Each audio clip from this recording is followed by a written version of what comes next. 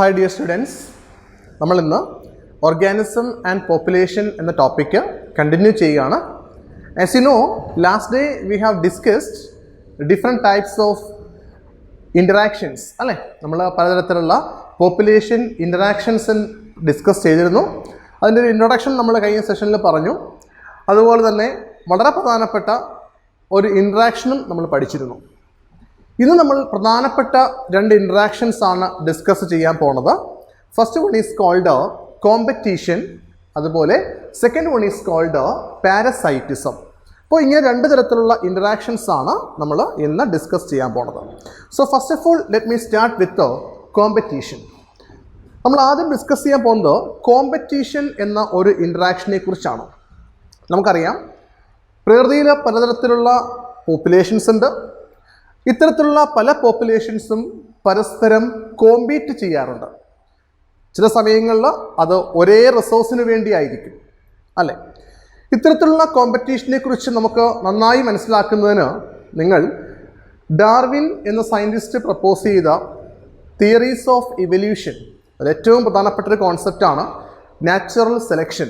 നിങ്ങൾ ലോവർ ക്ലാസ്സുകളിലൊക്കെ പഠിച്ചിട്ടുണ്ടാവും. പ്രകൃതിയിൽ ഇവല്യൂഷൻ നടക്കുന്നതിൻ്റെ ഒരു പ്രധാനപ്പെട്ട കാരണമായിട്ട് അദ്ദേഹം എന്ത് പറയുന്നു? കോമ്പറ്റീഷൻ പറയുന്നു. ഓക്കെ, നിങ്ങൾ കേട്ടിട്ടുണ്ടായിരിക്കും, സ്ട്രഗിൾ ഫോർ എക്സിസ്റ്റൻസ്, നിലനിൽപ്പിന് വേണ്ടിയുള്ള സമരം. അവിടെ കോമ്പറ്റീഷൻ ഉണ്ട്. ഇത്തരത്തിലുള്ള കോമ്പറ്റീഷനിൽ കോമ്പറ്റീറ്റീവ്ലി സുപ്പീരിയർ വൺ വിൽ സർവൈവ് എന്നാണ്.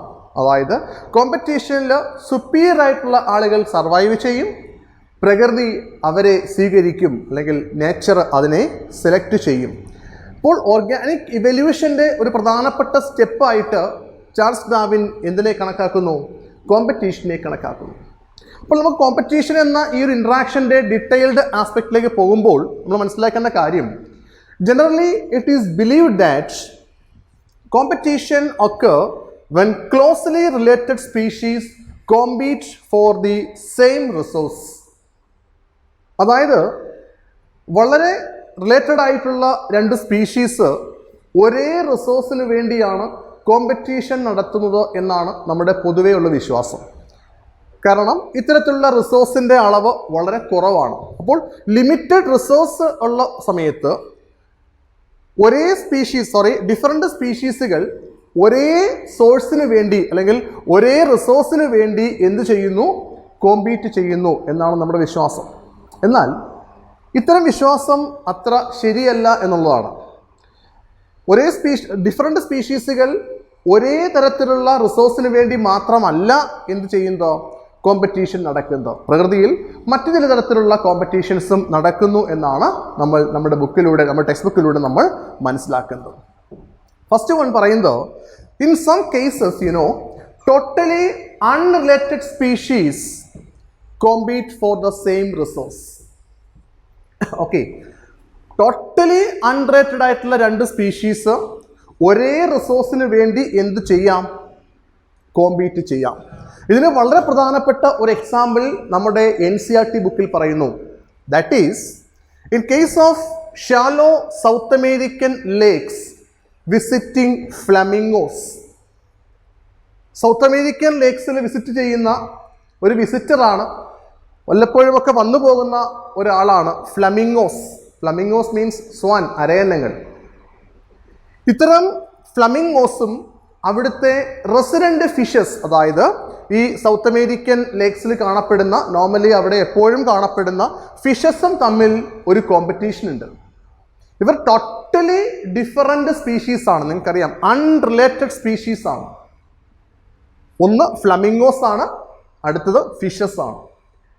ഈ രണ്ട് സ്പീഷീസുകൾ തമ്മിൽ ഒരു ടൈറ്റ് കോമ്പറ്റീഷൻ ഉണ്ട്. എന്തിനാണെന്നറിയുമോ?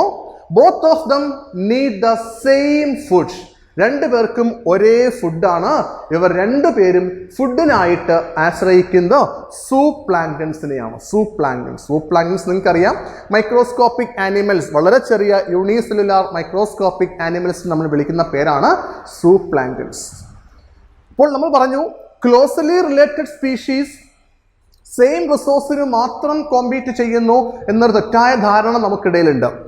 അത് മാത്രമല്ല, ടോട്ടലി അൺറിലേറ്റഡ് ആയ സ്പീഷീസുകളും ഒരേ റിസോഴ്സിന് വേണ്ടി എന്ത് ചെയ്യാം? പ്രകൃതിയിൽ കോമ്പീറ്റ് ചെയ്യുന്നുണ്ട്.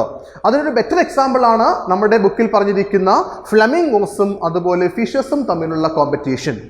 Okay, in shallow South American lakes, visiting flamingos and resident fishes showing എന്താ പറയുക വളരെ പ്രധാനപ്പെട്ട ഒരു കോമ്പറ്റീഷൻ. എന്തിനു വേണ്ടിയാണ്? അവരുടെ ഫുഡിന് വേണ്ടി. രണ്ടുപേരും ഒരേ റിസോഴ്സിന് വേണ്ടി കോമ്പീറ്റ് ചെയ്യുന്നു. അവർ കോമ്പീറ്റ് ചെയ്യുന്ന എന്തിനു വേണ്ടിയാണ്? Common food, that is soup plankton. Okay, ഇനി കോമ്പറ്റീഷന് വേണ്ടി മറ്റൊരു പ്രധാനപ്പെട്ട കോൺസെപ്റ്റ് നമുക്ക് പഠിക്കാനുണ്ട്. അതായത് ഇന്റർഫെറൻസ് കോമ്പറ്റീഷൻ. എന്താണ് ഈ ഇന്റർഫെറൻസ് കോമ്പറ്റീഷൻ എന്ന് പറഞ്ഞാൽ? ശ്രദ്ധിക്കുക. The feeding efficiency of one species might be reduced due to the inhibitory presence of another species. Okay, ഇനി നമ്മുടെ വിചാരം റിസോഴ്സസ് അൺലിമിറ്റഡ് ആണെങ്കിൽ മാത്രമേ കോമ്പറ്റീഷൻ നടക്കൂ എന്നാണ്. അങ്ങനെയല്ല. റിസോഴ്സുകൾ അബണ്ടന്റ് ആണെങ്കിലും പലപ്പോഴും ഇന്റർഫെറൻസ് കോമ്പറ്റീഷൻ നടക്കാം. എന്താണ് ഇന്റർഫെറൻസ് കോമ്പറ്റീഷൻ എന്ന് പറഞ്ഞാൽ? നമ്മൾ പറഞ്ഞു, the feeding efficiency of one species might be reduced due to the inhibitory presence of another one. അതായത് ഒരു എക്കോസിസ്റ്റത്തിൽ ഒരു ഹാബിറ്റാറ്റിൽ കോമ്പറ്റേറ്റീവ്ലി സുപ്പീരിയർ ആയ ചില ഓർഗാനിസംസ് ഉണ്ട്, കോമ്പറ്റേറ്റീവ്ലി ഇൻഫീരിയർ ആയ ചില ഓർഗാനിസവും ഉണ്ട്. ഫോർ എക്സാമ്പിൾ, നമ്മളൊരു ഫോറസ്റ്റ് കൺസിഡർ ചെയ്യുന്നു. ഒരു ഫോറസ്റ്റ് കൺസിഡർ ചെയ്യുമ്പോൾ അവിടെ കോമ്പറ്റേറ്റീവ്ലി സുപ്പീരിയർ ആയ ഏറ്റവും ഹയർ ലെവലിലുള്ള പ്രൊഡേറ്റേഴ്സ് ആണ് ലയൺ, ടൈഗർ ഇവരൊക്കെ, അല്ലേ? അപ്പോൾ ഇത്തരം ലയൺ അല്ലെങ്കിൽ ടൈഗർ പോലെയുള്ള ഹൈലി എഫിഷ്യൻ്റ് ആയ പ്രൊഡേറ്ററിനെ പ്രസൻസ്, അത്തരം ആളുകളുടെ പ്രസൻസ് മറ്റു ചില പ്രൊഡേറ്റേഴ്സിന് എന്തു ചെയ്യും? ദോഷം ചെയ്യും. മനസ്സിലായ പറഞ്ഞോ? അപ്പോൾ ഇത്തരത്തിലുള്ള ഡോമിനേറ്റിംഗ് സ്പീഷീസിനെ പേടിച്ചുകൊണ്ട് അല്ലെങ്കിൽ ഡോമിനേറ്റിംഗ് സ്പീഷീസിന്റെ പ്രസൻസ് കൊണ്ട് മറ്റവർക്ക് ഫീഡിങ്ങിനുള്ള അവസരം കുറയും. ദാറ്റ് മീൻസ് ഇന്റർഫെറൻസ് കോമ്പറ്റീഷൻ എന്ന് പറഞ്ഞാൽ the feeding efficiency of one species might be reduced due to the inhibitory presence of another. Higher ലെവലിലുള്ള മറ്റു സ്പീഷീസിന്റെ പ്രസൻസ് ചില ആളുകളുടെ ഫീഡിംഗ് എഫിഷ്യൻസി കുറയ്ക്കാൻ കാരണമാകും.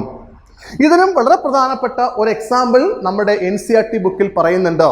ഇതെല്ലാം ഇവിടെ കോമ്പറ്റീഷൻ നടക്കുന്നതിനുള്ള എവിഡൻസുകളാണ്. ഫസ്റ്റ് വൺ നമ്മുടെ ബുക്കിൽ പറഞ്ഞ ഒരു എക്സാമ്പിൾ ഉണ്ട്. അബിംഗ്ടൺ ടോർട്ടോയ്സ് ഇൻ ഗലപ്പഗോസ് ഐലൻഡ്സ്. ഗലപ്പഗോസ് ഐലൻഡിൽ കാണപ്പെടുന്ന പ്രധാനപ്പെട്ട ഒരു ഓർഗാനിസം ആയിരുന്നു അബിംഗ്ടൺ ടോർട്ടോയ്സ്. ഈ അബിംഗ്ടൺ ടോർട്ടോയ്സ് ആക്ച്വലി ഒരു ഹെർബിവോർ ആനിമൽ ആണ്. അവിടെ പുല്ലൊക്കെ തിന്ന് ജീവിച്ചുകൊണ്ടിരുന്ന വളരെ പ്രധാനപ്പെട്ട ഒരു ഹെർബിവോർ ആനിമൽ ആയിരുന്നു അബിംഗ്ടൺ ടോർട്ടോയ്സ്. ഈ അബിംഗ്ടൺ ടോർട്ടോയ്സ് എന്ന ഈ പ്രധാനപ്പെട്ട ഹെർബിവോർസിന്റെ പ്രത്യേകത, ഇവർ വളരെ ചുരുങ്ങിയ കാലം കൊണ്ട് എക്സ്റ്റിങ്ക്ട് ആയിപ്പോയി എന്ന് പറയുന്നു. Why? Because of the presence of goats. നമ്മൾ goats were introduced in the habitat. ഈ ഗലപ്പഗോസ് ഐലൻഡിലേക്ക് ഗോഡ്സിനെ ഇൻട്രൊഡ്യൂസ് ചെയ്തപ്പോൾ അബിംഗ്ടൺ ടോർട്ടോയ്സ് എന്ന് പറയുന്ന പ്രത്യേക തരത്തിലുള്ള ഹെർബിവോസിന്റെ എണ്ണം ക്രമാതീതമായി കുറഞ്ഞു. Why? Because of the browsing efficiency of goat. എന്ന് പറഞ്ഞാൽ ഗോട്ടിന് കൂടുതൽ ബ്രൗസിംഗ് എഫിഷ്യൻസി ഉണ്ട്. ഇര തേടുന്നതിൽ കൂടുതൽ എഫിഷ്യൻ്റ് ആരാണ്? ഗോട്ടാണ്. അവരുടെ ആ ഒരു ബ്രൗസിംഗ് എഫിഷ്യൻസി കൊണ്ട് ആർക്ക് ഫുഡ് കിട്ടാതെ വന്നു? അബിംഗ്ടൺ ടോർട്ടോയ്സിന്റെ ഫീഡിംഗ് എഫിഷ്യൻസി എന്ത് ചെയ്തു? റെഡ്യൂസ് ചെയ്തു. ഇതാണ് നമ്മൾ പറഞ്ഞത് എന്താ? Interference competition. അതായത് the feeding efficiency of one species might be reduced due to the inhibitory presence of another. ഒരു എക്കോസിസ്റ്റത്തിലെ ഒരു ഹാബിറ്റാറ്റിലെ ഒരു സുപ്പീരിയർ ഓർഗാനിസം ഉണ്ടെങ്കിൽ, ഒരു സുപ്പീരിയർ പ്രൊഡേറ്റർ ഉണ്ടെങ്കിൽ അവരുടെ പ്രസൻസ് മറ്റ് പല പ്രൊഡേറ്റേഴ്സിനും ഫുഡ് കിട്ടാതെ വരും, അല്ലെങ്കിൽ അവരുടെ ബ്രൗസിംഗ് എഫിഷ്യൻസിയെ ദോഷകരമായി ബാധിക്കും. ഇതിന് വിളിക്കുന്ന പേരാണ് ഇന്റർഫെറൻസ് കോമ്പറ്റീഷൻ. നമ്മൾ പറഞ്ഞ better example Abingdon tortoise in Galapagos islands were extinct within a decade എന്നാണ് നമ്മുടെ ബുക്കിൽ പറയുന്നത്. ഓക്കെ, അറൌണ്ട് 10 ഇയേഴ്സിനകത്ത് ഇവരുടെ എണ്ണം ക്രമാതീതമായി കുറഞ്ഞു. കാരണം എന്താണ്? Goats were introduced in to the habitat. ഈ ഹാബിറ്റാറ്റിൽ ഗോഡ്സിനെ ഇൻട്രൊഡ്യൂസ് ചെയ്തു. ഗോട്ടുകൾക്ക് എന്താണ്? ബ്രൗസിംഗ് എഫിഷ്യൻസി, ഫീഡിംഗ് എഫിഷ്യൻസി വളരെ കൂടുതലായിരുന്നു. അതുകൊണ്ട് തന്നെ ടോർട്ടോയ്സിന്റെ ഫീഡിംഗ് എഫിഷ്യൻസി കുറഞ്ഞു, അവർക്ക് ഫുഡ് കിട്ടാതെ വന്നു, അവർ അവിടെ നിന്നും നശിച്ചു പോയി. ഓക്കെ ഡിയർ സ്റ്റുഡൻസ്, കോമ്പറ്റീഷന്റെ മറ്റൊരു പ്രധാനപ്പെട്ട എക്സാമ്പിൾ, ഒരു എവിഡൻസ് കൂടി നമ്മുടെ ബുക്കിൽ പറയുന്നുണ്ട്. It is called Connell's field experiment. ഈ കെണൽസ് ഫീൽഡ് എക്സ്പെരിമെന്റ് പറയുന്നതിന് മുന്നേ ഒരു ചെറിയ പോയിന്റ് കൂടിയുണ്ട്. That is called competitive release. Competitive release മറ്റൊരു പ്രധാനപ്പെട്ട എവിഡൻസ് ആണ്. കോമ്പറ്റീഷൻ നടക്കുന്നു എന്നതിനുള്ള പ്രധാനപ്പെട്ട ഒരു എവിഡൻസ് ആണ് ഈ കോമ്പറ്റേറ്റീവ് റിലീസ് എന്ന് പറയുന്നത്. എന്താണ് ഈ കോമ്പറ്റേറ്റീവ് റിലീസ് എന്ന് ചോദിച്ചാൽ നമ്മൾ മനസ്സിലാക്കേണ്ട കാര്യം, a species whose distribution is restricted to a small geographical area. ഒരു പർട്ടിക്കുലർ സ്പീഷീസ് അവരുടെ വ്യവഹാര സ്ഥലം എന്ന് പറയുന്നത് ഒരു ചെറിയ ജോഗ്രഫിക്കൽ ഏരിയയാണ്. കാരണം എന്താണെന്ന് ചോദിച്ചാൽ അവിടെ എന്തുണ്ട്? Because of the presence of a competitively superior species. Okay, competitively superior ആയ ഒരു സ്പീഷീസ് ഉള്ളപ്പോൾ ചില സ്പീഷീസുകൾക്ക് മറ്റു ചില സ്പീഷീസുകൾക്ക് അവരുടെ ജോഗ്രഫിക്കൽ ഏരിയ കുറവായിരിക്കും. നമ്മൾ ഒരു എക്സ്പെരിമെന്റിന്റെ ഭാഗമായിട്ട് ഈ കോമ്പറ്റേറ്റീവ്ലി സുപ്പീരിയർ ആയ ഓർഗാനിസത്തെ ആ ഹാബിറ്റേറ്റിൽ നിന്നും റിമൂവ് ചെയ്താൽ നമ്മൾ ആദ്യം പറഞ്ഞ ആ ചെറിയ ജോഗ്രഫിക്കൽ ഏരിയയിൽ ഉണ്ടായിരുന്ന ഓർഗാനിസംസ് അവരുടെ ഡിസ്ട്രിബ്യൂഷണൽ ഏരിയ കൂട്ടും. പറയുന്നത് മനസ്സിലാവുന്നുണ്ടോ? That is called competitive release. For example, when you consider a forest, ഒരു ഫോറസ്റ്റിൽ നമ്മൾ കോമ്പറ്റേറ്റീവ്ലി സുപ്പീരിയർ ആയിട്ടുള്ള ടൈഗറിനെ എടുക്കുന്നു. ഓക്കെ, കോമ്പറ്റേറ്റീവ്ലി അല്പം താഴ്ന്നു നിൽക്കുന്ന മറ്റൊരു ഓർഗാനിസം ഫോക്സ്. അപ്പോൾ ഈ ഫോക്സിനെ പോലെയുള്ള മീഡിയം ലെവലിലുള്ള ഓർഗാനിസംസ് പലപ്പോഴും അവരുടെ ഡിസ്ട്രിബ്യൂഷണൽ റേഞ്ച് വളരെ കുറവാണ്. അവരുടെ ചെറിയ ജോഗ്രഫിക്കൽ ഏരിയയിൽ നിന്ന് മാത്രമായിരിക്കും ഇര തേടുന്നത്. മനസ്സിലാവുന്നുണ്ടോ? As part of A field experiment നമ്മൾ ചെയ്യുന്നത് ഈ ഫോറസ്റ്റിൽ നിന്നും സുപ്പീരിയർ ആയിട്ടുള്ള കോമ്പറ്റേറ്റീവ്ലി സുപ്പീരിയർ ആയ ടൈഗറിനെ നമ്മൾ എന്ത് ചെയ്യുന്നു? റിമൂവ് ചെയ്യുന്നു. അപ്പോൾ എന്ത് പറ്റും? ഈ ഫോക്സിന് ആ ഒരു ചെറിയ ജോഗ്രഫിക്കൽ ഏരിയയിൽ നിന്ന് കുറച്ചുകൂടി പുറത്തേക്ക് പോയി അവരുടെ ഡിസ്ട്രിബ്യൂഷണൽ റേഞ്ച് കുറച്ചുകൂടെ കൂട്ടി അവർക്ക് എന്ത് ചെയ്യാം? ഇര പിടിക്കാം. That is what we can say competitive release. അതിനാണ് നമ്മൾ എന്ത് പറയുന്നത്? കോമ്പറ്റേറ്റീവ് റിലീസ് എന്ന് പറയുന്നത്. മറ്റൊരു പ്രധാനപ്പെട്ട കോൺസെപ്റ്റ് പറയുന്നു കെണൽസ് ഫീൽഡ് എക്സ്പെരിമെന്റ്. കെണൽസ് ഫീൽഡ് എക്സ്പെരിമെന്റിൽ അദ്ദേഹം മനസ്സിലാക്കിയത് on the rocky sea coast of Scotland, one of the major barnacle named Balanus. ഈ ബർണക്കിൾ എന്ന് പറയുന്നത് ഒരു എന്താ പറയുക കക്ക പോലുള്ള ഒരു ഓർഗാനിസമാണ്. കക്ക, നമ്മുടെ പ്രോൺസ് അതുപോലെ കക്ക ഒക്കെ വരുന്ന ഒരു ഗ്രൂപ്പാണ്. ബർണക്കിൾ എന്ന് പറഞ്ഞ ആ ഗ്രൂപ്പിൽ വരുന്ന ഒരു ഓർഗാനിസമാണ്. അവിടെ ഈ റോക്കി സീ കോസ്റ്റ് ഓഫ് സ്കോട്ട്ലൻഡിലെ ഈ സീ കോസ്റ്റിൽ വളരെ വലിയ കോമ്പറ്റേറ്റീവ്ലി സുപ്പീരിയർ ആയ ഒരു ബർണക്കിൾ ഉണ്ടായിരുന്നു. അതിൻ്റെ പേര് ബലാനസ് എന്നാണ്. ബലാനസ്, ഈ ബർണക്കിളിൻ്റെ പേരെന്താണ്? ബലാനസ്. ഈ ബർണക്കിൾ they were dominates and exclude the smaller one called Cathamalus. Cathamalus എന്ന് പറയുന്ന ചെറിയ ബർണക്കിളിനെ പൂർണ്ണമായും ആ ഒരു എക്കോസിസ്റ്റത്തിൽ നിന്നും റിമൂവ് ചെയ്തു. മനസ്സിലായോ പറഞ്ഞത്? എന്നിട്ട് ആര് ഡോമിനേറ്റ് ചെയ്തു? ബലാനസ് എന്ന പേരുള്ള കക്ക, ബലാനസ് എന്ന പേരുള്ള ബർണക്കിൾ അവിടെ ഡോമിനേറ്റ് ചെയ്തു. എന്താ കാരണം?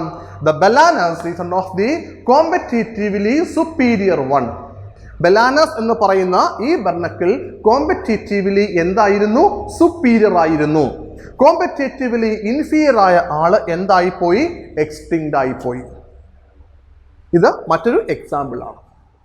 അപ്പോൾ ഇത്തരത്തിലുള്ള ഫിനോമിനനാണ്, ഇത്തരത്തിലുള്ള ഇൻറ്ററാക്ഷനാണ് നമ്മൾ പലപ്പോഴും കോമ്പറ്റീഷൻ എന്ന് പറയുന്നത്. ഇത്തരം കോമ്പറ്റീഷൻ്റെ പരിണിത ഫലം നമുക്കറിയാം. നമ്മൾ ആദ്യമേ പറഞ്ഞിരുന്നു, രണ്ട് സ്പീഷീസിനും ചിലപ്പോൾ നെഗറ്റീവ് ഇമ്പാക്റ്റ് ഉണ്ടാവാൻ സാധ്യതയുള്ള ഒരു തരത്തിലുള്ള ഇൻറ്ററാക്ഷനാണ് കോമ്പറ്റീഷൻ എന്ന് പറയുന്നത്.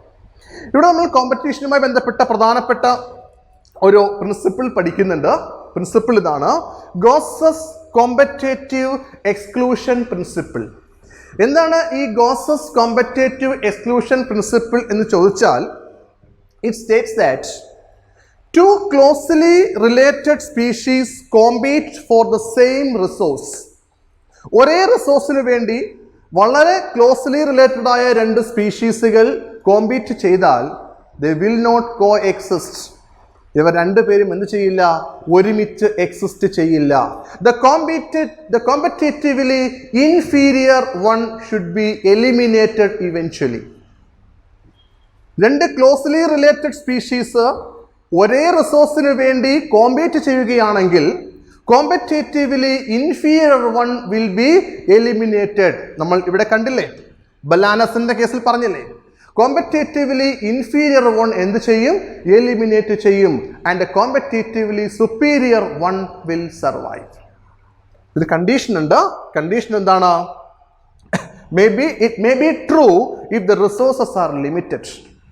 കുട്ടികളെ, റിസോഴ്സുകൾ ലിമിറ്റഡ് ആണെങ്കിൽ ഒരു പക്ഷേ ഈ ഗോസസ് കോമ്പറ്റേറ്റീവ് എക്സ്ക്ലൂഷൻ പ്രിൻസിപ്പിൾ ശരിയാകാം. പക്ഷേ ഇന്ന് നമ്മൾ ലേറ്റസ്റ്റ് കോൺസെപ്റ്റുകളൊക്കെ വന്നപ്പോൾ നമ്മൾ ഈ ഗോസസ് കോമ്പറ്റേറ്റീവ് എക്സ്ക്ലൂഷൻ പ്രിൻസിപ്പിളിനെ പൂർണ്ണമായും സപ്പോർട്ട് ചെയ്യുന്നില്ല. ഓക്കെ, ലേറ്റസ്റ്റ് കോൺസെപ്റ്റുകൾ വന്നപ്പോൾ, പുതിയ പുതിയ ഡിസ്കവറീസ് ഒക്കെ വന്നപ്പോൾ നമ്മൾ ഈ ഗോസസ് കോമ്പറ്റേറ്റീവ് എക്സ്ക്ലൂഷൻ പ്രിൻസിപ്പിളിനെ പൂർണ്ണമായും സപ്പോർട്ട് ചെയ്യുന്നില്ല. ഇപ്പോൾ നമ്മൾ സപ്പോർട്ട് ചെയ്യുന്നതോ, ഇപ്പോൾ നമ്മൾ മനസ്സിലാക്കിയിരിക്കുന്നതോ, if two closely related species compete for the same resource, they may be co-evolve and co-exist. അവരിൽ ഒരേ രീതിയിലുള്ള ഇവല്യൂഷൻ നടന്ന് ചിലപ്പോൾ അവരെന്ത് ചെയ്യാം? കോ ഇവോൾവ് ചെയ്ത് അവർ കോ എക്സിസ്റ്റ് ചെയ്യാം. എന്ന് പറഞ്ഞാൽ രണ്ടുപേരും എക്സിസ്റ്റ് ചെയ്യാനുള്ള സാധ്യതയുണ്ട് എന്നാണ് ഇന്ന് ഇക്കോളജിസ്റ്റുകൾ കൂടുതലായിട്ട് സപ്പോർട്ട് ചെയ്യുന്ന കോൺസെപ്റ്റ്. അതിനൊരു ബെറ്റർ എക്സാമ്പിൾ നമ്മുടെ ബുക്കിൽ പറയുന്നുണ്ട്. It is called resource partitioning. So എന്താണ് റിസോഴ്സ് പാർട്ടീഷനിങ് എന്ന് ചോദിച്ചാൽ, പർട്ടിക്കുലർ റിസോഴ്സിന് വേണ്ടിയാണ് ഈ രണ്ട് സ്പീഷീസും എന്ത് ചെയ്യുന്നത്? കോമ്പീറ്റ് ചെയ്യുന്നത് അല്ലേ?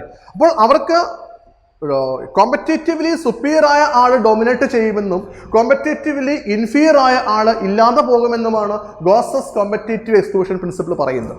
എന്നാൽ ലേറ്റസ്റ്റ് കോൺസെപ്റ്റുകളായ റിസോഴ്സ് പാർട്ടീഷനിങ് പറയുന്നത് both of the species should be co exist or co evolve and co exist. Clear? രണ്ടുപേരും എന്ത് ചെയ്യാം?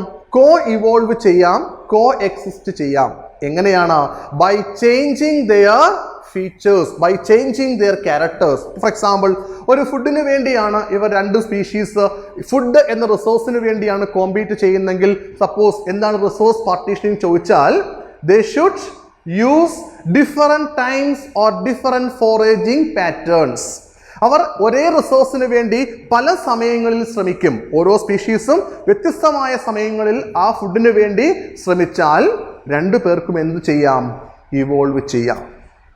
That is what we can say resource partitioning. അപ്പോൾ റിസോഴ്സ് പാർട്ടീഷനിങ്ങിനെ കുറിച്ച് നമ്മുടെ ബുക്കിൽ പറയുന്നുണ്ട്. If two species compete for the same resource, they could avoid competition by choosing different time or different foraging patterns.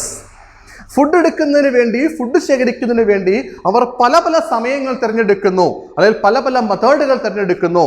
അപ്പോൾ അവർക്ക് എന്ത് ചെയ്യാം? ഈ രണ്ട് സ്പീഷീസിനും കോ ഇവോൾവ് ചെയ്ത് കോ എക്സിസ്റ്റ് ചെയ്യാം. രണ്ടു പേർക്കും എക്സിസ്റ്റ് ചെയ്യാം. That concept what we can say resource partitioning. ഈ റിസോഴ്സ് പാർട്ടീഷനിങ്ങിനെ കുറിച്ച് വളരെ പ്രധാനപ്പെട്ട ഒരു എക്സാമ്പിൾ നമ്മൾ ടെക്സ്റ്റ് ബുക്കിൽ പറയുന്നുണ്ട്. By a famous scientist named Mark Arthur.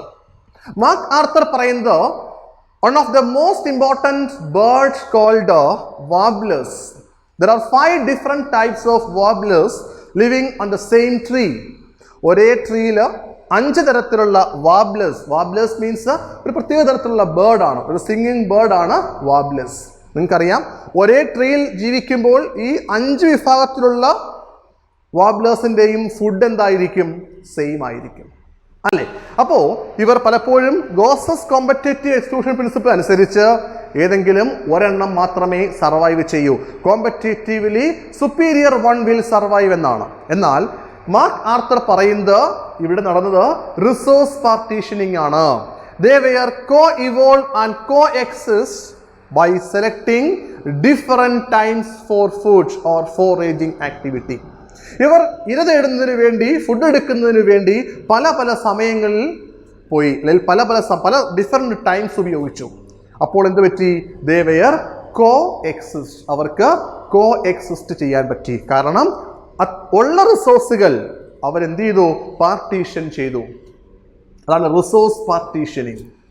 Okay, അപ്പോൾ ഇത്രയുമൊക്കെയാണ് എനിക്ക് കോമ്പറ്റീഷൻ എന്ന് പറയുന്ന ഈ പ്രധാനപ്പെട്ട ഒരു ഇൻട്രാക്ഷനെ കുറിച്ച് ഡിസ്കസ് ചെയ്യാൻ. Okay dear students, it's clear for you? Now let me start with another interaction. It is called parasitism. Parasitism ഞാൻ പറയാതെ നിങ്ങൾക്കറിയാം അല്ലേ? പരാദങ്ങൾ. It's a relationship between one organism and it's host. ഒന്ന് മറ്റൊന്നിൽ ജീവിക്കുക. ഇത്തരത്തിലുള്ള ഒരു റിലേഷൻഷിപ്പിന് പ്രത്യേകം നമുക്കറിയാം. Parasitism that should ensure the free lodging and meals. പലപ്പോഴും ഫ്രീ ആയിട്ട് ലോഡ്ജിങ്ങും ഫ്രീ ആയിട്ട് മീൽസും കിട്ടുക. ആഹാരത്തിനും വാസസ്ഥലത്തിനും വേണ്ടി ഒന്ന് പൂർണ്ണമായും മറ്റൊന്നിനെ ആശ്രയിക്കുകയാണെങ്കിൽ നമുക്ക് എന്ത് പറയാം? അതിനെ പാരസൈറ്റിസം എന്ന് പറയാം. അപ്പോൾ നമുക്ക് ചോദിക്കാം, എല്ലാ സമയങ്ങളിലും പാരസൈറ്റിസം ഇതുപോലെയാണോ? അല്ല, ചില കേസിലൊക്കെ ഡിഫറൻസ് വരുന്നുണ്ട്. പൂർണ്ണമായും ഡിപ്പെൻഡ് ചെയ്യുന്നവർ നമ്മൾ കംപ്ലീറ്റ് പാരസൈറ്റ് എന്നും, ഓക്കെ, പരോക്ഷമായി മാത്രം ഡിപ്പെൻഡ് ചെയ്യുന്നവർ നമ്മൾ എന്ത് പറയാറുണ്ട്? പാർഷ്യൽ പാരസൈറ്റ് എന്നും ഒക്കെ പറയാറുണ്ട്. പലപ്പോഴും ഫുഡിനും അക്കോമഡേഷനും വേണ്ടി ഡിപ്പെൻഡ് ചെയ്യാറുണ്ട്. ചിലപ്പോൾ ഫുഡിന് വേണ്ടി മാത്രം അക്കോമഡേഷന് വേണ്ടി മാത്രം ഡിപ്പെൻഡ് ചെയ്യുന്നുണ്ട്. ആ സിറ്റുവേഷൻ നമ്മൾ മറ്റൊരു പേരിലാണ് അറിയപ്പെടുന്നത്. നമ്മൾ പാരസൈറ്റ്സ് എന്ന് വിളിക്കാറില്ല, നമ്മൾ അവരെ എപ്പിഫൈറ്റ്സ് എന്ന് വിളിക്കും. നമ്മളത് അടുത്ത സെഷനിൽ പറയും. അപ്പോൾ പാരസൈറ്റിസം എന്ന് പറയുമ്പോൾ it should ensure the free lodging and free meals. കുട്ടികളെ, പാരസൈറ്റിക് റിലേഷൻഷിപ്പ് കാണിക്കുന്ന ഓർഗാനിസങ്ങളിൽ they're having some adaptive features. അവർക്ക് ഒരുപാട് അഡാപ്റ്റീവ് ഫീച്ചേഴ്സ് ഉണ്ട്. Such type of organisms had been evolved with special adaptations. നോക്കാം, ഇത്തരത്തിലുള്ള ഓർഗാനിസങ്ങൾക്കുള്ള സ്പെഷ്യൽ അഡാപ്റ്റേഷൻസ് എന്തൊക്കെയാണ്? നമ്മുടെ NCERT ടെക്സ്റ്റ് ബുക്കിൽ പറയുന്ന പ്രധാനപ്പെട്ട adaptations. First one, loss of unnecessary sense organs. Okay, ഇവർക്ക് ആവശ്യമില്ലാത്ത സെൻസ് ഓർഗൻസിൻ്റെ ഒന്നും ആവശ്യമില്ല. കാരണം എന്താണ്? ഇവർ മറ്റൊന്നിലാണ് ജീവിക്കുന്നത് അല്ലേ? അപ്പോൾ loss of unnecessary sense organs, presence of adhesive organs or suckers. നമുക്കറിയാം പലപ്പോഴും ഇത്തരം ഓർഗാനിസങ്ങൾക്ക് പാരസൈറ്റ്സ് ആണ്. അവർക്ക് മറ്റുള്ളവരിൽ എന്ത് ചെയ്യണം? പറ്റിപ്പിടിച്ചിരിക്കണം, ക്ലിങ് ചെയ്യണം. ഒരു സർഫസിൽ പറ്റിപ്പിടിച്ചിരിക്കാൻ ആവശ്യമായ സക്കേഴ്സ് പോലെയുള്ള ചില സ്ട്രക്ചേഴ്സ് ഇവർക്ക് കാണും. അതാണ് മറ്റു പ്രത്യേകത. Third one, loss of digestive system. പലപ്പോഴും ഇവർക്കൊരു ഡൈജസ്റ്റീവ് സിസ്റ്റത്തിൻ്റെ ആവശ്യം വരുന്നില്ല. പലപ്പോഴും ഫുഡ് ആസ് സച്ചായിട്ട് അവരെന്ത് ചെയ്യുകയാണ്? പ്രിപ്പയർഡ് ഫുഡാണ് എടുക്കുന്നത്. അപ്പോൾ ഇവർക്ക് ഡൈജസ്റ്റീവ് സിസ്റ്റം പലപ്പോഴും ആവശ്യമില്ല എന്നുള്ളതാണ്. Okay, last one, high reproductive capacity. ഇവരുടെ റീപ്രൊഡക്റ്റീവ് കപ്പാസിറ്റി വളരെ കൂടുതലായിരിക്കും. ഇതൊക്കെയാണ് പാരസൈറ്റിക് മോഡ് ഓഫ് ലൈഫ് കാണിക്കുന്ന ജീവജാലങ്ങളുടെ അഡാപ്റ്റീവ് ഫീച്ചേഴ്സ് എന്ന് പറയുന്നത്. ഇത്തരത്തിലുള്ള പാരസൈറ്റ്സ് പലപ്പോഴും വളരെ കോംപ്ലിക്കേറ്റഡ് ആയിട്ടുള്ള ലൈഫ് സൈക്കിൾ, ജീവിതചക്രമാണ് കാണിക്കുന്നത്. ഫോർ എക്സാമ്പിൾ, നിങ്ങൾ സുവോളജിയിൽ പഠിച്ചു കാണും, എന്താണ് life cycle of malarial parasite. ഏതാണ് മലേറിയൽ പാരസൈറ്റ്? നിങ്ങൾക്കറിയാം, പ്ലാസ്മോഡിയം അല്ലേ? Plasmodium vivax. പ്ലാസ്മോഡിയം പോലെയുള്ള ഇത്തരം പാരസൈറ്റ്സിന്റെ പ്രത്യേകത എന്താണ്? ഇത്തരം പാരസൈറ്റ്സിന്റെ ലൈഫ് സൈക്കിൾ വളരെ കോംപ്ലിക്കേറ്റഡാ അല്ലേ? അവർ ഹ്യൂമൻ ബീങ്സിലാണ് അവർ പലപ്പോഴും ഡിപ്പെൻഡ് ചെയ്യുന്നെങ്കിലും അവിടെ മൊസ്കിറ്റോ എന്ന ഒരു വെക്ടർ കൂടി ഉണ്ടായിരുന്നു. നിങ്ങൾക്ക് ഓർമ്മയുണ്ടല്ലേ? Mosquito as the vector. അപ്പോൾ മൊസ്കിറ്റോയിലും അതുപോലെ തന്നെ ഹ്യൂമൻ ബീങ്സിലുമാണ് ഇവർ അവരുടെ ലൈഫ് സൈക്കിൾ കംപ്ലീറ്റ് ചെയ്യുന്നത് അല്ലേ? അതുപോലെ തന്നെ ഹ്യൂമൻ ലിവർ ഫ്ലൂക്കിന് അവരുടെ പാരസൈറ്റിക് ലൈഫ് സൈക്കിൾ കംപ്ലീറ്റ് ചെയ്യണമെങ്കിൽ 2 ഇന്റർമീഡിയറ്റ് ഹോസ്റ്റ് കൂടെ വേണം. Okay, including humans. ആരൊക്കെയാണ്? Snail and fishes. അപ്പോൾ ഇത്തരത്തിലുള്ള പാരസൈറ്റിക് റിലേഷൻഷിപ്പ് കാണിക്കുന്ന ഓർഗാനിസംസ് വളരെ കോംപ്ലിക്കേറ്റഡ് ആയിട്ടുള്ള ഒരു ലൈഫ് സൈക്കിളാണ് കാണിക്കുന്നത്. പലപ്പോഴും ഒന്നിൽ കൂടുതൽ ഹോസ്റ്റിൽ ആയിരിക്കും അവരുടെ ലൈഫ് സൈക്കിൾ, അവരുടെ ജീവിത ചക്രം അവരെന്ത് ചെയ്യുന്നത്? ഫിനിഷ് ചെയ്യുന്നത്. Okay students, and the last case we have to discuss different types of parasitic relationship. കുട്ടികളെ, പാരസൈറ്റിസം പല തരത്തിലുണ്ട്. For example, first one is called ectoparasites, second one endoparasites and third one brood parasite. എന്താണ് ectoparasites? Ectoparasites എന്ന് പറയുന്നത് such type of parasites live and obtain food from the surface of the host. അവരൊരിക്കലും host ഓർഗാനിസത്തിന്റെ ബോഡിക്ക് അകത്തേക്ക് പോകില്ല. ഹോസ്റ്റിന്റെ body സർഫസിൽ ജീവിക്കുകയും അവിടെ നിന്നും ഫുഡ് എന്താ പറയുക അബ്സോർബ് ചെയ്യുകയും ചെയ്യുന്നവരാണ് എക്ടോപാരസൈറ്റ്സ്. നിങ്ങൾക്കറിയാം ലൈവ്സ് ഓൺ ഹ്യൂമൻസ്, നമ്മുടെ തലയിലുള്ള പേന് അല്ലേ, അതുപോലെ തന്നെ ആനിമൽസിൻ്റെ ബോഡിയിലുള്ള ടിക്സ് ആൻഡ് മൈറ്റ്സ്, ചെറിയ ചെറിയ ചെള്ളുകൾ, ഇവരൊക്കെ എക്ടോപാരസൈറ്റ്സ് ആണ്. മറ്റൊരു എക്സാമ്പിൾ കൂടെ ടെക്സ്റ്റ് ബുക്കിലുണ്ട്, കോപോട്സ് ഓൺ മെറൈൻ ഫിഷസ്. ഈ മെറൈൻ ഫിഷസിൽ അറ്റാച്ച് ചെയ്ത് ജീവിക്കുന്ന ചില ഓർഗാനിസംസ് ഉണ്ട്, അവരുടെ പേരാണ് കോപോട്സ്. ഇതെല്ലാം എക്ടോപാരസൈറ്റ്സ് ആണ്. ഇനി എന്തായിരിക്കും എൻഡോപാരസൈറ്റ്സ്? നിങ്ങൾക്കറിയാം, ഇത്തരം പാരസൈറ്റ്സ് ജീവിക്കുന്നത് ഹോസ്റ്റിന്റെ ബോഡിക്കകത്തായിരിക്കും. For example tapeworm, ascaris etcetera present in human intestine അല്ലേ. അതുപോലെ നമ്മൾ പറഞ്ഞ മലേറിയൽ പാരസൈറ്റ് പ്ലാസ്മോഡിയം കോമൺലി നമ്മുടെ ബോഡിക്കകത്താണ്. നമ്മുടെ ലിവർ സെൽസ് അല്ലെങ്കിൽ RBC റെഡ് ബ്ലഡ് സെൽസിലൊക്കെയാണ് ഇവരുടെ ലൈഫ് സൈക്കിൾ ഫിനിഷ് ചെയ്യുന്നത് അല്ലേ. ലൈഫ് സൈക്കിളിൻ്റെ ഭാഗമായിട്ട് അവർ ലിവർ സെൽസിലും അതുപോലെ തന്നെ നമ്മുടെ ബ്ലഡ് സെൽസിലും ഒക്കെയാണ് ജീവിക്കുന്നത്. അപ്പോൾ അവരൊക്കെ എന്താണ്? എൻഡോപാരസൈറ്റ്സ് ആണ്. The last category is called brood parasitism. എന്താണ് ബ്രൂഡ് പാരസൈറ്റിസം എന്ന് ചോദിച്ചാൽ വളരെ രസകരമായ ഒരു പാരസൈറ്റിക് റിലേഷൻഷിപ്പാണ് ഈ ബ്രൂഡ് പാരസൈറ്റിസം. ഇതിൽ നമ്മൾ പലപ്പോഴും പറയുന്ന ബെറ്റർ എക്സാമ്പിൾ എന്താണെന്ന് ചോദിച്ചാൽ the relationship between cuckoo and crow. കാക്കയും കുയിലും തമ്മിലുള്ള ഒരു റിലേഷനാണ്.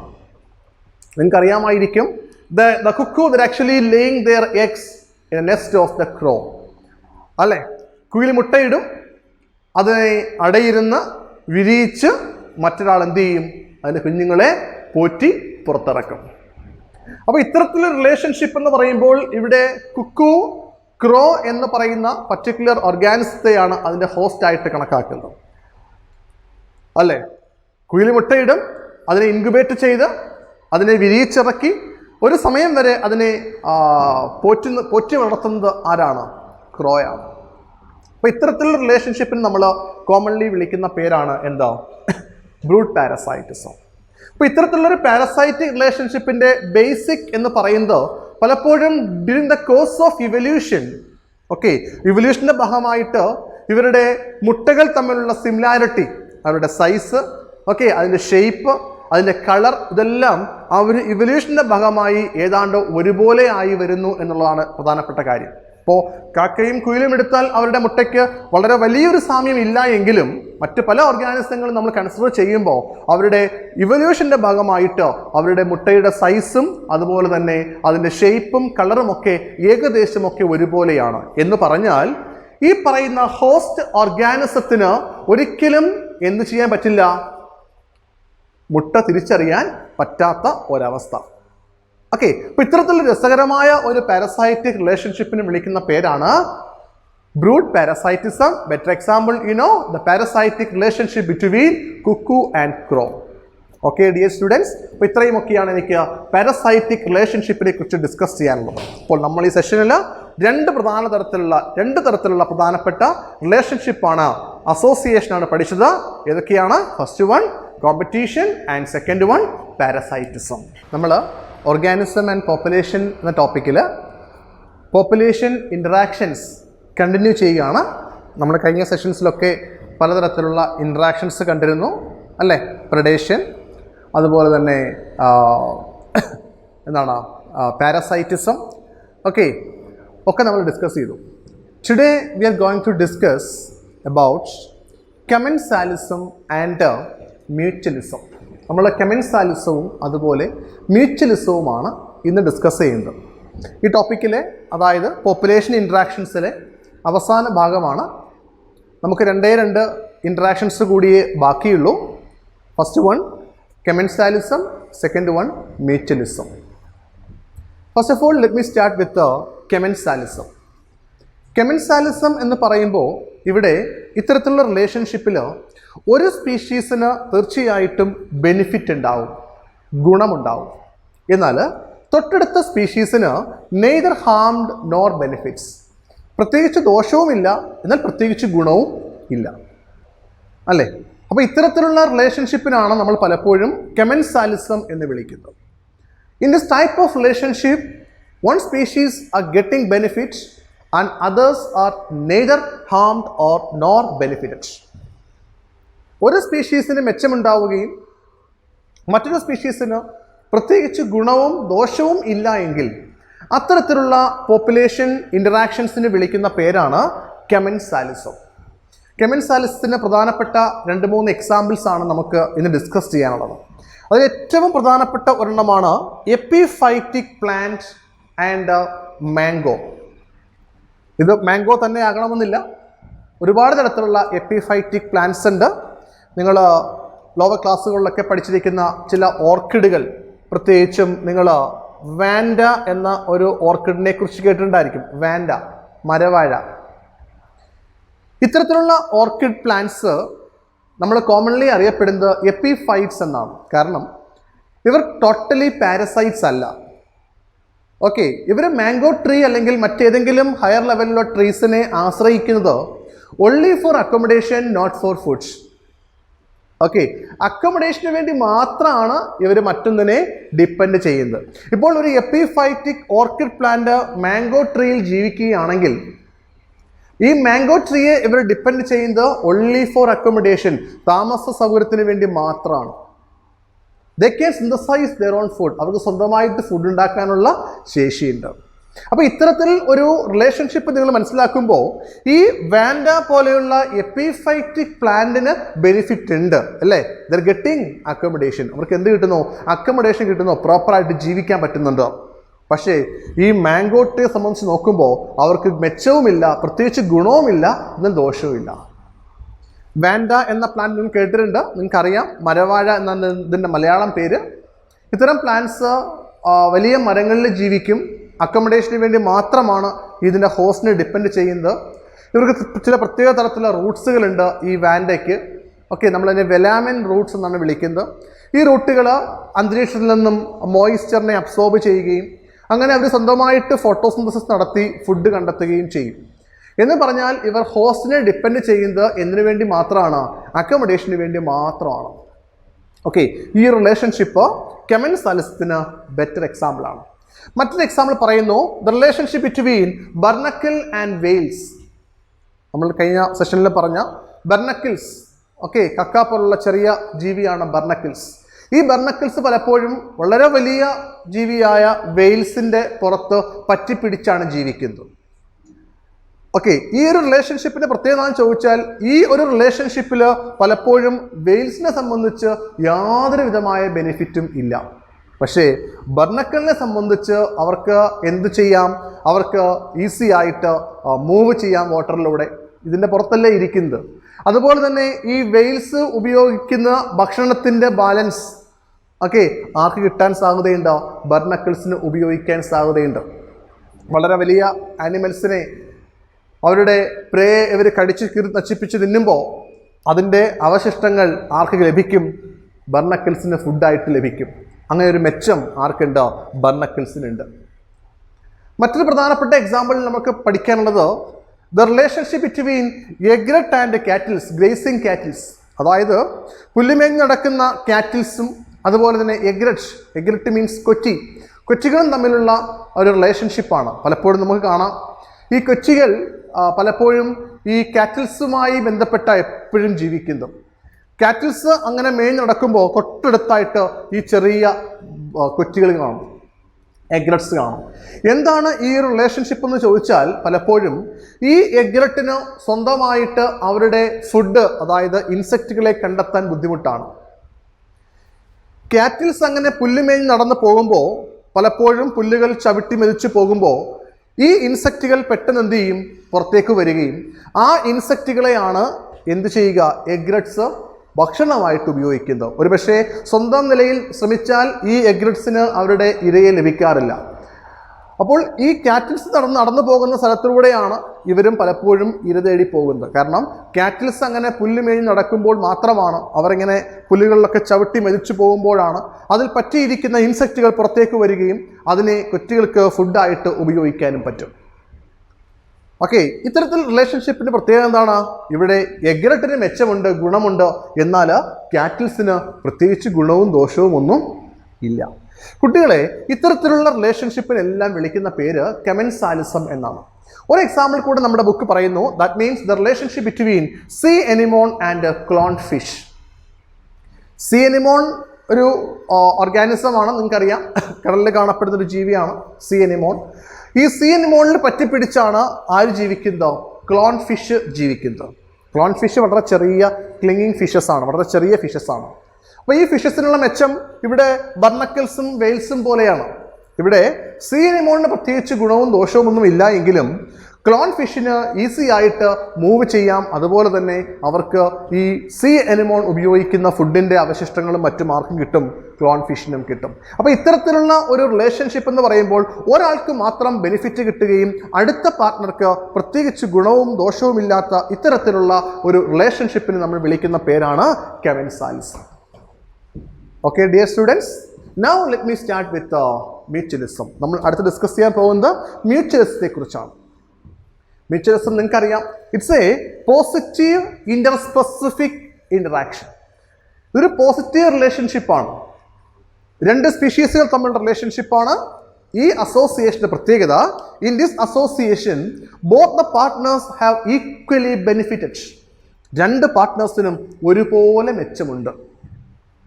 നിങ്ങൾക്ക് ഓർമ്മയില്ലേ, നമ്മൾ ഫസ്റ്റ് ക്ലാസ്സിൽ പറഞ്ഞ ആ ഒരു ടാബുലാർ ഫോം നോക്കിയാൽ മതി. രണ്ട് സ്പീഷീസിലും പ്ലസ് ചിഹ്നങ്ങളാണ് കാണുന്നത്. കാരണം എന്താ? രണ്ട് സ്പീഷീസിനും ഗുണമുണ്ട്. അതിന് കുറേ എക്സാമ്പിൾസ് നമ്മുടെ ബുക്കിലുണ്ട്. കുറച്ച് എക്സാമ്പിൾസ് നമ്മൾ ഓൾറെഡി പഠിച്ചിട്ടുള്ളതാണ്. First one lichens. ലെച്ചൻസിനെ കുറിച്ച് നിങ്ങൾക്കറിയാം, association between algae and fungi. ആൽഗകളും ഫംഗസുകളും തമ്മിലുള്ള ഈ അസോസിയേഷനിൽ ആൽഗകൾക്ക് ഫുഡ് പ്രിപ്പയർ ചെയ്യാൻ പറ്റും. അങ്ങനെ ഉണ്ടാക്കുന്ന ഫുഡ് ഫംഗസിന് ലഭിക്കും. പകരം ഫംഗസുകൾ എന്ത് ചെയ്യും? അവർ ജീവിക്കുന്ന സബ്സ്ട്രേറ്റിൽ നിന്ന് വാട്ടറും മിനറൽസും ഒക്കെ അബ്സോർബ് ചെയ്ത് ആൽഗകൾക്ക് പ്രൊവൈഡ് ചെയ്യും. അപ്പോൾ ഈ അസോസിയേഷനിൽ രണ്ടുപേരും അങ്ങോട്ടും ഇങ്ങോട്ടും എന്താണ് ബെനിഫിറ്റ്? രണ്ടു പേർക്കും ബെനിഫിറ്റ് ഉണ്ട്. ഒരാളിൽ നിന്ന് മറ്റൊരാളിന് ബെനിഫിറ്റ് ഉണ്ട്. അതുപോലെ മറ്റൊരെണ്ണമാണ് മൈക്കോറൈസ. പഠിച്ചിട്ടില്ലേ മൈക്കോറൈസ? മൈക്കോറൈസ എന്താ? It is a symbiotic association between fungus and root of higher plants. ഉയർന്ന പടിയിലുള്ള പ്ലാന്റ്സിൻ്റെ റൂട്ടുകളും വേരുകളും ഫംഗസുകളും തമ്മിലുള്ള അസോസിയേഷനാണ്. ഈ അസോസിയേഷനിൽ പ്ലാന്റിന് കിട്ടുന്ന മെച്ചം എന്താണ്? പ്ലാന്റിൻ്റെ മെച്ചം, ഈ റൂട്ടുകളിൽ കാണപ്പെടുന്ന ഫംഗസുകൾ സോയിലിൽ നിന്നും മിനറൽസിനെയൊക്കെ എന്തു ചെയ്യും? അബ്സോർബ് ചെയ്ത് പ്ലാന്റിന് കൊടുക്കും.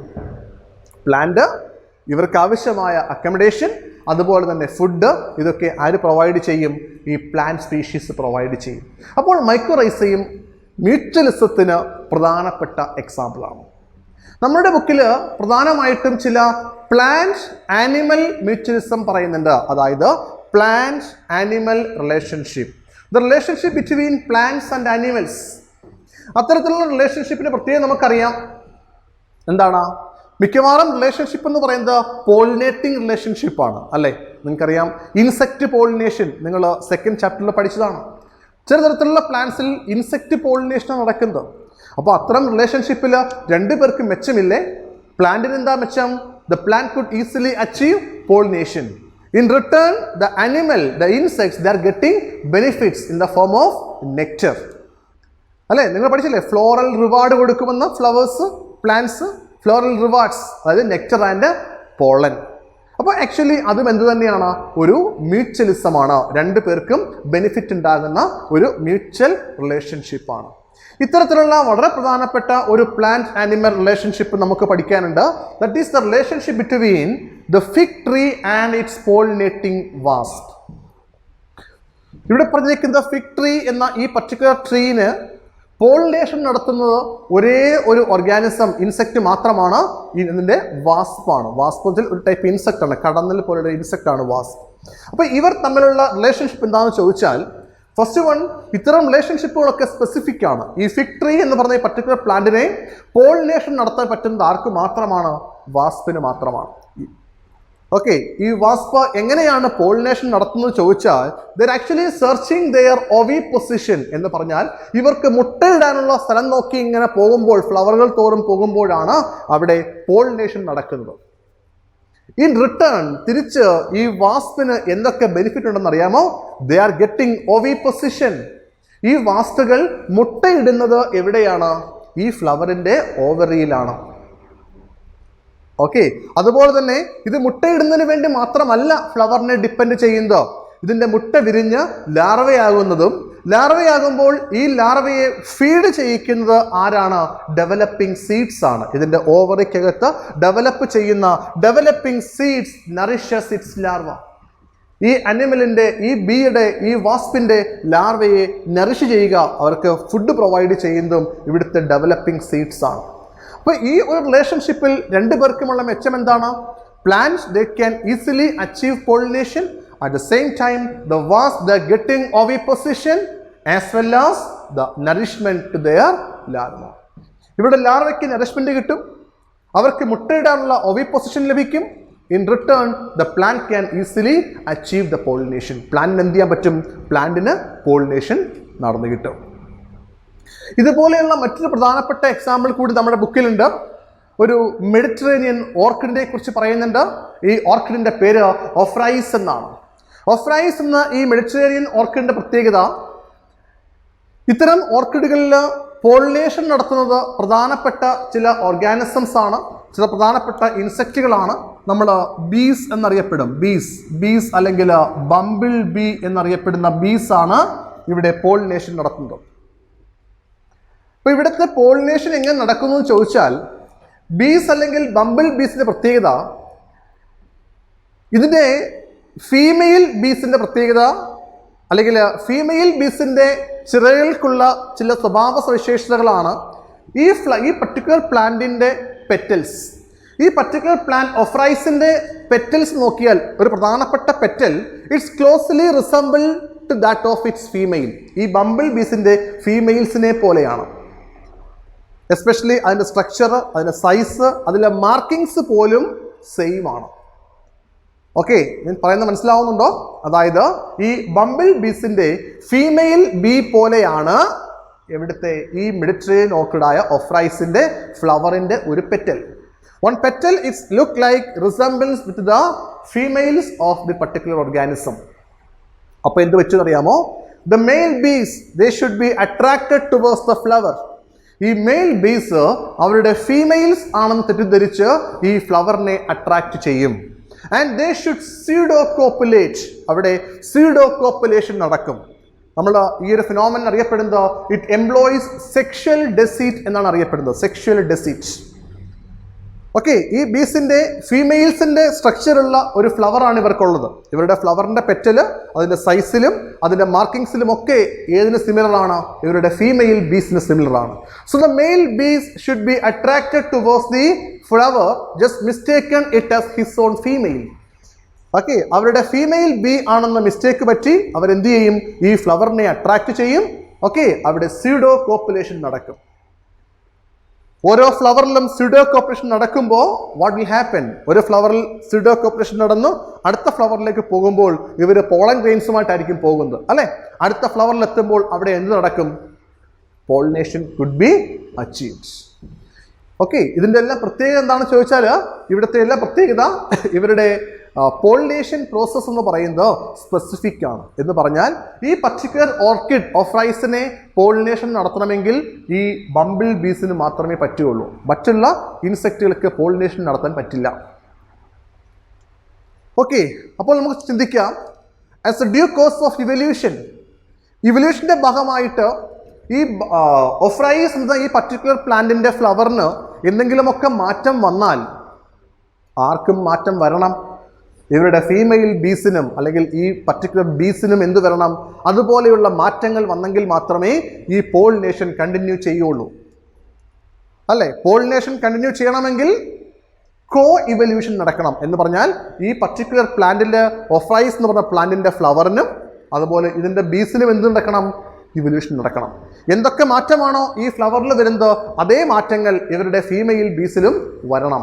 എങ്കിൽ മാത്രമേ ഈ ഒരു പ്രോസസ്സ് കണ്ടിന്യൂ ചെയ്യുകയുള്ളൂ. അപ്പോൾ ഇത്തരത്തിൽ രണ്ട് പാർട്ട്നേഴ്സിനും ഈക്വൽ ബെനിഫിറ്റ് ആണ് കിട്ടുന്നതെങ്കിൽ അത്തരം പോപ്പുലേഷൻ ഇൻട്രാക്ഷൻസിന് വിളിക്കുന്ന പേരാണ് മ്യൂച്വലിസം. എന്താ വിളിക്കുക? മ്യൂച്വലിസം. അപ്പോൾ നമ്മൾ ഇന്നത്തെ സെഷനിൽ ഡിസ്കസ് ചെയ്ത് പ്രധാനപ്പെട്ട 2 ഇൻട്രാക്ഷൻസ് ആണ്. ഒന്ന് കെമെൻസാലിസവും 2 മ്യൂച്വലിസവും.